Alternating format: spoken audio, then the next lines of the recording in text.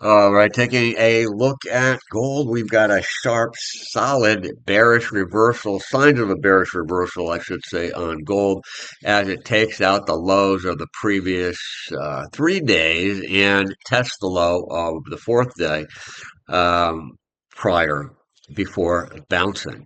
But before we go further, a quick word from our sponsor.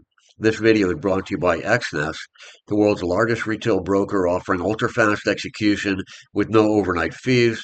Find a link in the description below. This is Bruce for FXEmpire taking a look at the daily chart for gold. So interestingly, you can see that there was a new high made for the day of 3,168, which almost reached this next target zone that I was talking about recently, including yesterday at 3,170 roughly. It had a little bit to go, but visually you could see it was relatively pretty close before the seller stepped in and took the price of gold down. And you could see that today's high overshot this top trend line, which is the top parallel channel line for this rising trend channel right here.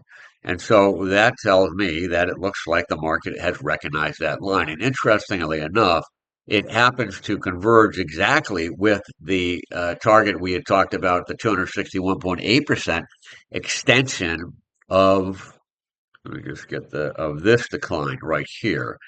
We're identifying the same levels, and that breakout has failed. So, and you can see here a couple of days ago, there was an attempted minor breakout as well that has also failed. But since we have this big outside day, I would anticipate that at the least there's going to be some sideways, choppy up and down before the next direction in gold is resolved. Because you can see that today's low of 3,054 found support right at previous resistance, the previous high. So that is the last breakout level. So it's returned all the way to the last breakout level and found support and then rallied strongly. You can see again, it's on track to close above or at support of this purple line, which is the top trend channel line for this larger parallel trend channel.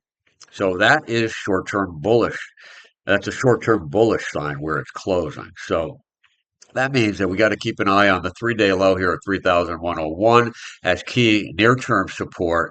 Of course, today's low is going to be more significant support, but any type of movement up and down within today's range is not going to mean much probably right away, and we need to see more price action before we can make much assessment. Other than there is now downward pressure that is increasing, we could say, in gold, the chance for another test of these today's low, or certainly downward pressure. Now we're going to keep an eye on this 20 moving average as well because it's key support at 3,021.